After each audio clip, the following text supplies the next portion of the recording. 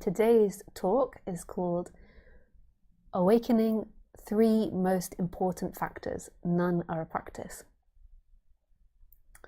Yeah, so what are the 3 most important factors in awakening? And what is awakening? So many people use the word in so many different ways. So Ramesh Balsekar, my teacher, he used to say liberation isn't, he used to call it enlightenment. He used to say enlightenment isn't a certified event. So somebody doesn't come and stamp it and be like, okay, this is this person's enlightened. Like, it's a flexible term that everyone has different definitions to. And I don't always know what people mean by awakening or liberation or enlightenment.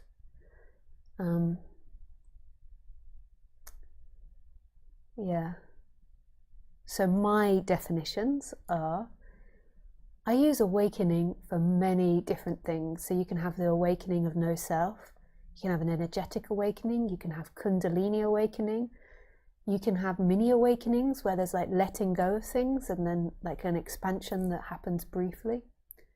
There can be awakening of the energetic body. So when you drop from the mind into the body, and then there's the awakening of that. So I use it in many different ways. But here, in this title, the way in which I mean it is awakening as in the awakening, what I consider the non-dual awakening, which is the awakening to no self, to emptiness, and then the energetic expansion back into love. So the emptiness and the love coming back together. Yeah. So what are the 3 most important factors to that?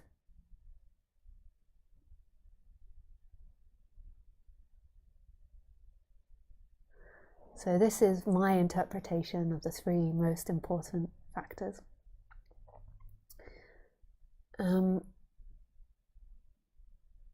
And these can happen at different stages. They don't always happen all together. For me, I had the love awakening first in childhood, but it would come and go, the love awakening. But I have the love awakening kind of all the way through childhood, but particularly when I started this practice of imagining the perfect lover. And as I imagined it and really got taken over by that imagination, this love arose, and then the imagination would disappear and I'd just be left with love. But before that, I'd been having them as well. I felt like the same as what I think a lot of people in the audience are like, is that I could hear God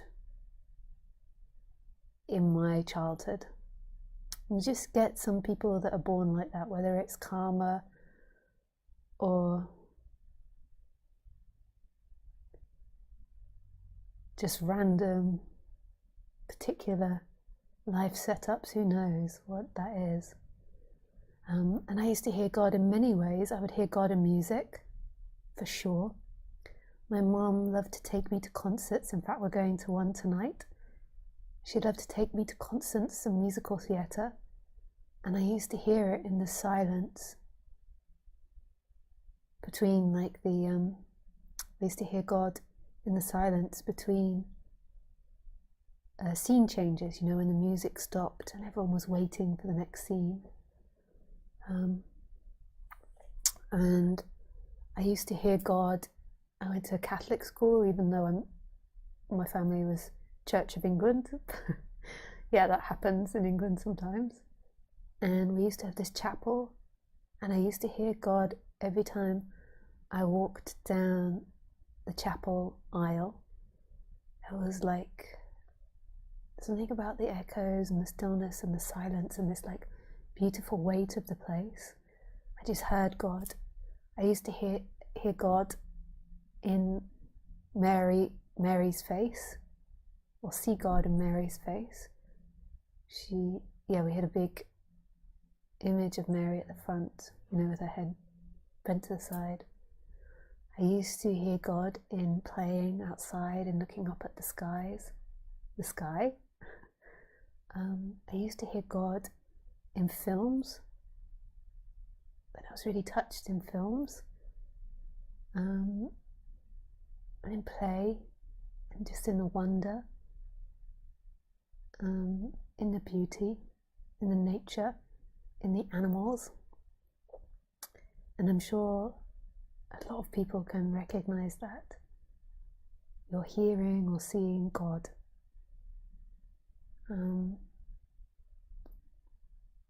Yeah.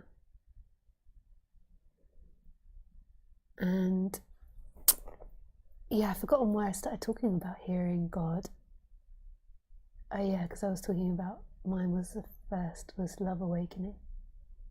So you have the love awakening, you have the emptiness awakening, and then you have them coming together. So they're merging in together. So some people have the love awakening first, but some people have the awakening one first, the empty one first, sorry. So some people have the emptiness sphere first. And sometimes the people that have the emptiness one, they can become particularly afraid, because that can be really scary. So often I meet people that have the emptiness one first, and it might have brought along a lot of terror with it. Whereas for me, the emptiness one didn't start coming until after I'd done lots of spiritual practice, and maybe I'd had it slightly, but it didn't start coming strongly until, there was lots of practice and lots of understanding and lots of ability to sit with discomfort. Where some people have that as children or have it as young adults, and it terrifies them. They become terrified of not being somebody, or they become terrified of death. It's really interesting, and like a lot of fear can awaken. So to me, these are the three most important things, is the awakening of the I am, the awakening of the consciousness. The I am is the love, the consciousness is the emptiness, and then those two merging, and then you could say it's like a pure being experiencing this, and it's this energetic expansion. So that's the third. It's like these two become lovers, the I am and the consciousness, and then there is a merging and an energetic expansion where those two become inseparable. They sort of go back together, and it's like beyond the personal I am, and it's beyond the personal consciousness.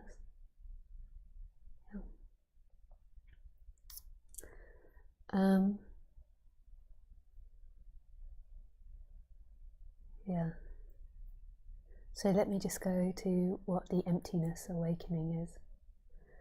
So this can manifest in different ways for everybody, and it can be a gradual thing of pulling away, or it can be sudden, and it's kind of the no self side. It's seeing that there is something that is watching that doesn't belong to a body-mind mechanism or a character or a feeling or a thought or anything in the world. So that which is experiencing is prior to you. And then there's kind of like this activity of witnessing that naturally begins to happen, where more and more there is a resting in that. Initially, a practice happens where you're putting the attention in the watcher, and then there is this natural falling back into it where it's not an activity anymore. It naturally begins to happen. There's a natural witnessing, and witnessing is separating from thoughts, feelings, ideas, sensations, people, dreams. It's separating from anything, and it's the deep recognition that nothing in this world is experiencing. no solid thing in this world is experiencing. Certainly not you. In fact, you don't even exist. You are habits and conditions and feelings and thoughts arising in this moment and disappearing. You're constantly in a state of flux, whereas the witnessing, the consciousness, is not in a state of flux. It's perfectly still. So your essence is absolutely still, without movement, and empty of all things. And that's not something you find, that's not a destination, it's there already in experiencing. It's here. It's happening.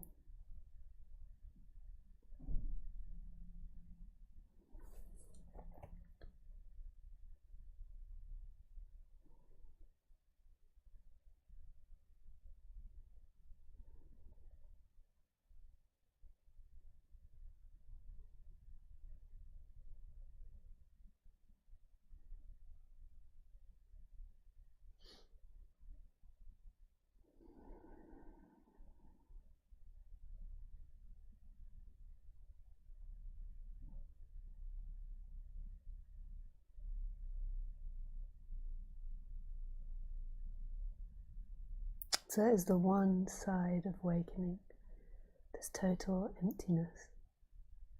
And there might be glimpses of it, and this deep knowing of it, and then more and more through time, a deeper resting of it in it. So it's becoming known all the time, but not by someone. It's like it's coming forward. It's not hiding anymore. It's not being hidden. It's not seemingly lost in movement. What happens with the consciousness is it seems like the consciousness and the person become interlinked. So the person is conscious, and then it feels like the consciousness is moving. The personal attention is seemingly moving, and the personal attention is like a portal. So you put the personal attention in itself, and then you're going back into that expansiveness of what you are. So the personal attention is related to it, but it's not actually it. And it feels like that personal attention moves, like you put it on my nose, you put it on my words, you put it on the birds outside. But when you really go in and you really explore it, like the backside of the personal attention begins to go into this vast emptiness, this no place, this no thing.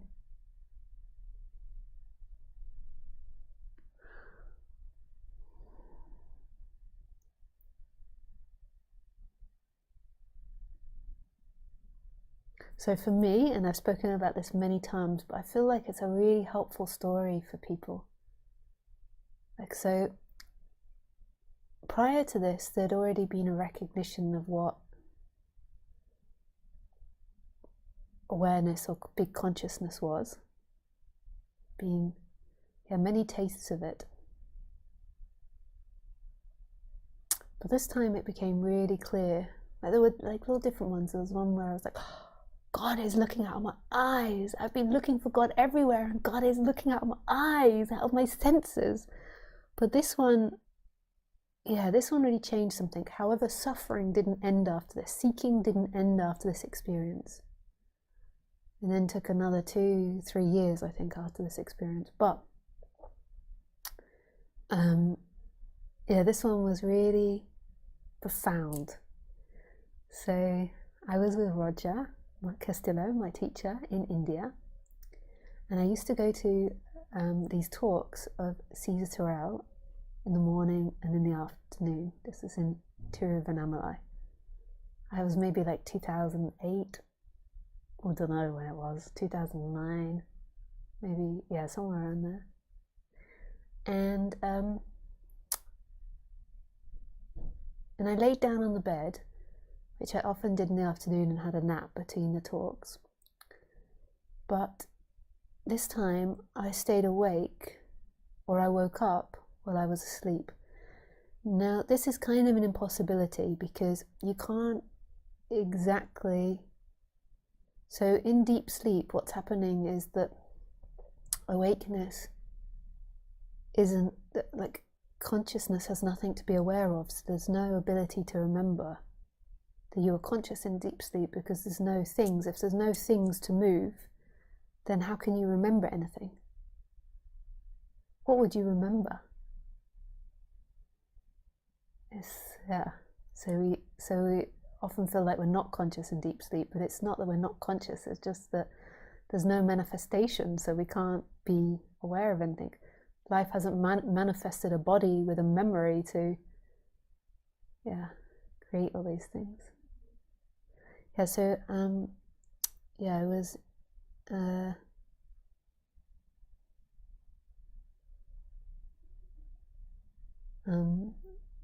in India, I was laying on the bed and I fell to sleep, and then I woke up in deep sleep. So that means that part of the brain was switched on because there was a memory of it. But what happened was there was awakeness for infinite amount of time. It could have been 2 billion, trillion, million, killion, whatever years.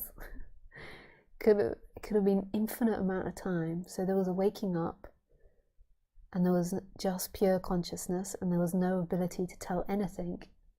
And the awakeness was so contented in itself. It was so deep in itself. It had no urge for anything. There was no sense of lack, there was no sense of boredom, there was no sense of need, there was no emotion. It was just absolutely contented, awake. And finally, after an infinite amount of time, a thought arose. This is what they talk about. Then the second thought arose that said, but if there is a them that talk about this, who am I? And then Lisa came back in. It was like domino. And it was so profound. So I can't remember what came in first. You know, this is like nearly 20 years ago, like 18 years ago. But it kind of went in order, and I've most probably told it in audio when I remembered, but I can't remember the order now. But it was something like so after it was like, who are you? Sarah said, who are they talking to? Then there was like images, like a domino effect, like dominoes falling over, just coming back in of Lisa's memories and childhood. And then after a certain amount of time, then feeling of the body began to come back in. Then sounds from outside began to come back in, like toot toot from the horns. And then smells began to come back in of India. And then the eyes opened and the room came back in. And it was so profound. It had such a strong effect on me. From that day on, I never forgot that emptiness of what I am. It was so crystal clear. At any time, it was just known. And I'm sure there's so many people out there that know this, that it becomes crystal clear. Because sometimes in the beginning, it's like, you remember, you forget, you remember, you forget. But after that, it was like, there was no not knowing that the source of who I wasn't a person. I could be without the person. I was without the person. My essence, my looking, my consciousness was there prior to me. So it's so confusing when you're lost in the story, because it's Lisa speaking, so you're always personifying consciousness, whereas actually it's consciousness speaking. Consciousness creates it all. It's like so amazing. Yeah. And so after that, but the seeking came back in, because it wasn't completed. There wasn't the energetic expansion, which is like the masculine and the feminine meeting, and boop, poof. Yeah. So after that, the love, it's like they had to meet. There had to be a letting go of more stories in the body, and these two really meeting. So the being one had been on and off, like I really knew the beingness and the I am. And then over the next 3 years of living with Roger, like great intensity arose, lots of Kundalini stuff, lots of pain, lots of joy. But what began to happen towards the end was I would begin to fall in love with things. So someone would be sitting talking, and I'd be so in love with them. It was like love was just like dripping out of their mouth, even if they were being mean, even if they were my enemy, which actually kind of happened.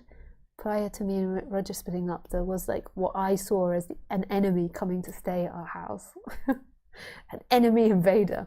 There's someone that there was like conflict with. And like they would be speaking, and this person, like, you know, days before I'd been hating them, I had so much anger with them because they were seemingly taking away things I loved. And then they would be speaking, and it would be like love would be dripping off them. And I'd be so in love with them, I couldn't tell the difference between me and them. And I didn't know what that was. So I'd had this beingness, but this was like the beingness was going into them. So I'd had this beingness, this love, which felt like it was in my heart. But then it was like this beingness was in them. So it's like they'd move, and it'd be like divinity moving. And they would be angry, and it'd be like divinity being angry. They would, you know, be competitive, and it'd be like divinity being competitive. But that came and went, and I was like, well, that's nice. And I remember like trying to tell Roger, but Roger never let me away with speaking about experiences. He would just, but I'd just be like, wow, I was so in love with them. Oh, I'm so in love with this car. And I didn't take it as anything, because I didn't know what to take it as.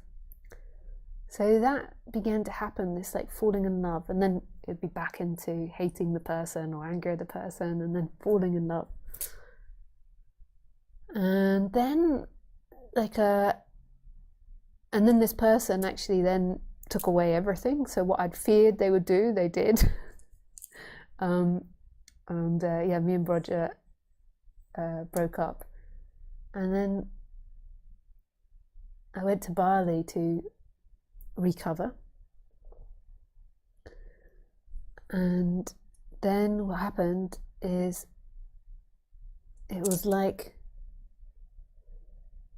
the consciousness and the beingness like really met together. And then this is the third thing. So you've got the consciousness, which is the first thing, the I am, the beingness. The third one is they really met, and then they became impersonal. So they began to expand out of my body. So they stopped being my consciousness, my beingness.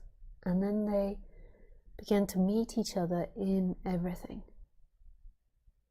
It was insanely beautiful, really disorientating. It really changed my perception of being. You know, it was no longer my consciousness or my beingness. They expanded and then went back into everything. And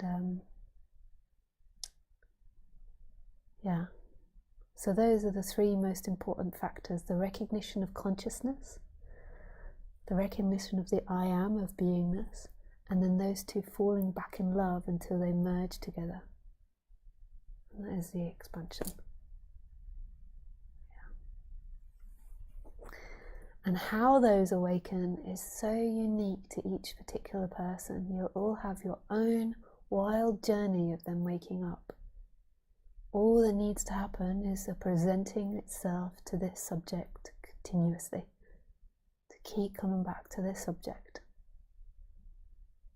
Not just non-duality, but also the expansion of the person and the settling down of the person.